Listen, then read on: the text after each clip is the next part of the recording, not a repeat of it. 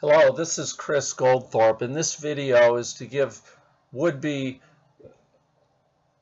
uh, clients of a chess trainer some sort of a reasonable criterion by which to choose someone for training, whether it's for your children, your grandchildren, your brother, or for yourself.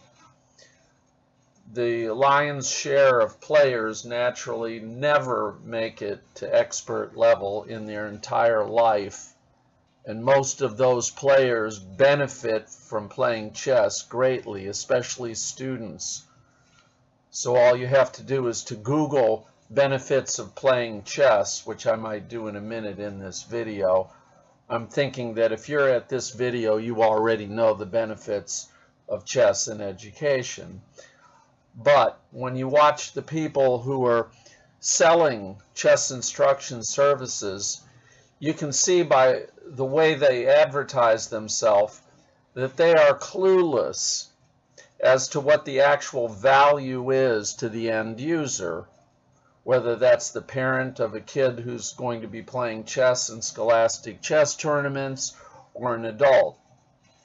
So let's look at someone who now, I don't mean this to imply that a titled player automatically, because they're a strong chess player, cannot be a good teacher. In fact, I could name some grandmasters who are really considerably good at training beginners and lower rated players.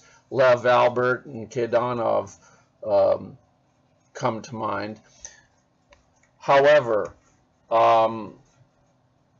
there really is, when we look at this player, this is from chess.com. Now, you may wonder why I go to chess.com. The USCF recently boasted that they have more than 100,119 players registered. Okay, this is chess.com, and by far the lion's share of these people are in the United States, and this is out of 56 million players. So 100,000 is a tiny fraction of 1% of all of these players. So if we talk about poor market penetration, the USCF is right up there among the worst. Sorry, USCF. So it makes it more logical to look at this. These are really the bulk of people who are playing chess. Less than a tiny fraction of a percentage of them are USCF members. So at a rating, this is below 2,000. At this particular rating, this player, who you may know, is at 99.2 percentile. There's only 0.8% of the players higher rated. Well, guess what? Even at 1,500, that doesn't change a lot. Still, by far, the lion's share of players are below that. Now, if you're 400 points above, or even 300 points above your student, you should have no difficulty if you're a good communicator, and if you're good at knowing what they need to learn, what they can learn, and what will have an impact on the results with their peers, then you can be one of the most effective teachers for them. And there really is nothing that a grandmaster should try to teach such a player, I'm talking about 1,500 or below, let alone 1,200 or lower, that an 1,800 player with a lot of teaching experience can't teach them. So like a 1,200 player is in no way ready to learn the things that, say, a 1,500 rated player would need to get to 1,600. So paying a lot of extra money for a trainer who's a grandmaster, who attempts to market themselves by bragging about how good of a chess player they are, is like someone trying to sell themselves as a reading tutor because they've read 20,000 books, or to market themselves as an arithmetic tutor because they've memorized 400 digits of pi. Just doesn't make any sense. So, when you're looking for a chess tutor, you're looking for someone with a good track record of training the kind of player that they're going to be training if you contract with them. So if you're with a child who's 800 rated, a beginner, very often the best trainer for them might not even have a rating above 1400. I always say a good kindergarten teacher who knows how to play chess is likely a more effective tutor for a young beginner child than a grandmaster who is many times the champion of some country or who holds some blindfold record. That's just not providing value to your student.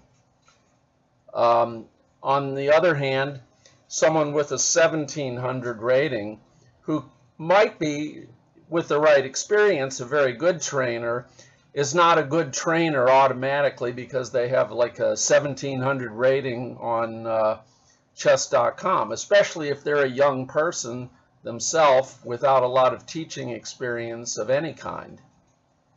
So if you've spent over 20 years teaching beginners and have produced many national grade level champions, and you've seen thousands of their games, gone over hundreds of their games move by move with them, and seen how games are actually won and lost at that level, and have seen what different kids are able to learn and the impact that it has on their actual results against their peers, then you don't even need to be 1700 rated to be a good trainer for someone who's, say, 1400. On the other hand, if you're a 1900 rated 8-year-old and your rating has been rocketing upward, a grandmaster might be an appropriate teacher. They might be at a similar level of talent, and they may also reasonably expect you to improve as they did. However, grandmasters are literally 1 in about 2 million worldwide, at least 1 in a million, and they're just not a good example. They're not anything that you really can reasonably aspire to be at unless you're willing to spend 3 hours a day every day for 10 years. Google the 10K principle from Malcolm Gladwell. There's also a book called Peak that discusses that. So, if you're looking for chess lessons for a child, what you're looking for is a good track record with children like your son or daughter who has been teaching for a long time and is focused on what they can learn quickly that will have a big impact on their results and make them feel good about themselves and make it a good educational experience for them. Trying to get to the expert level or master level is not always productive because less than 1% of people will ever get there. And almost all the people who don't get there gain a lot from trying to get there. So, hopefully this will give you some kind of an idea of who to take chess lessons from. I'm sure if a reading teacher appealed to you saying that their qualification was that they'd read 20,000 books themselves, you would have second thoughts on choosing them as a reading teacher for your kid because of that in itself. If they were trying to be the kid's arithmetic teacher, you would have grave reservations if they thought that the most important thing is that they could reel off 400 digits of pi, or do math in their heads super impressively fast themselves. Because what you want is for your child to be able to improve rapidly. So, I invite you to contact me, and we can discuss this further. Thanks.